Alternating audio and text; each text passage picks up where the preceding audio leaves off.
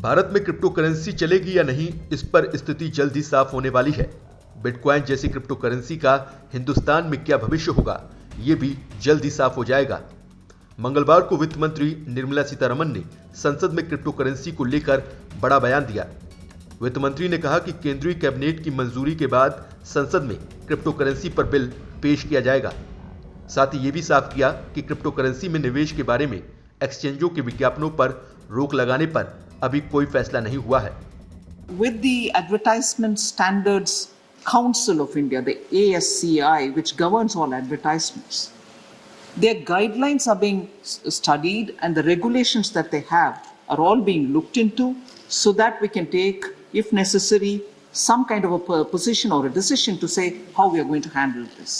I can inform the honorable member. वित्त मंत्री ने कहा कि आरबीआई और सेबी ने क्रिप्टो करेंसी को लेकर जागरूकता पैदा करने के लिए कदम उठाए हैं।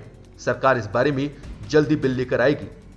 वित्त मंत्री ने क्रिप्टो करेंसी में जोखिम के बारे में चिंता जाहिर की और निवेशकों को भी इससे सतर्क रहने को कहा।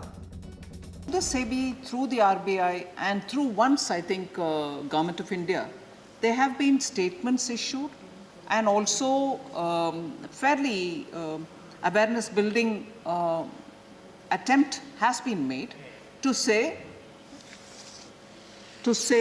that this is a risky area and people who are going in there be conscious as to what you're doing, and also said that this is an area yet not in complete regulatory framework. 18 नवंबर को Sydney dialogue में बोलते हुए खुद प्रधानमंत्री नरेंद्र मोदी ने भी ये संकेत दिया था कि क्रिप्टो करेंसी से जुड़े जोखिम का ध्यान रखना बेहद जरूरी है।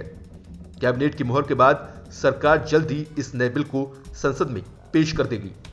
मौजूदा सत्र में पेश किए जाने वाले इस बिल का नाम the crypto currency and regulation of official digital currency bill 2021 है। इस बिल में रिजर्व बैंक की ओर से सरकारी डिजिटल करेंसी चलाने के लिए फ्रेमवर्क बनाने का प्रावधान होगा। बिल के जरिए भारत में सभी निजी क्रिप्टो करेंसी पर पाबंदी लगा दी जाएगी, लेकिन देश में क्रिप्टो करेंसी तकनीक के उपयोग को लेकर कुछ छूट दी जाएगी। दरअसल सरकार डिजिटल करेंसी से जुड़ी तकनीक का रास्ता पूरी तरह बंद नहीं करना चाहती, बल्कि सूत्रों की माने तो सरकार खुद ऐसी डिजिटल करेंसी लाने के पक्ष में है जिसे रिजर्व बैंक रेगुलेट करेगा। सोमवार को वित्त मंत्री ने साफ कर दिया कि नए क्रिप्टो बिल में बिटकॉइन या दूसरी क्रिप्टो करेंसी को भारत में करेंसी का दर्जा नहीं दिया जाएगा। वित्त मंत्री ने कहा कि सरकार नए बिल पर काम कर रही है। साथ ही क्रिप्टो करेंसी बाजार पर विस्तृत चर्चा हुई है। अभी हमें क्रिप्टो करेंसी बिल का इंतजार करना चाहिए। Earlier attempt was definitely to come up with a bill which the House can consider, but later, because rapidly a lot of things had to come into play, we had started working on a new bill, and this is the bill which is now being proposed. And this bill is, once the cabinet clears it, it will come here into the House. चूंकि crypto currency का कोई सरकारी framework नहीं है, लिहाजा जोखिम की संभावना भी बहुत है।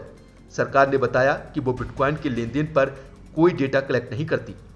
दरअसल सरकार का मानना है कि क्रिप्टो करेंसी पारंपरिक करेंसी की जगह नहीं ले सकती। इसकी वजह है कि क्रिप्टो करेंसी के चलन में आने से साइबर अटैक के खतरे बढ़ सकते हैं। इसके साथ ही एक बार भुगतान हो जाने के बाद गलती को सुधारा नहीं जा सकता। साथ ही एक डर यह भी है कि रेगुलेशन के बिना ये मनी लॉन्ड्रिंग और टेरर फंडिंग का हब बन सकता है। सरकार क्रिप्टो करेंसी को रेगुलेट करने का कानून ला सकती है।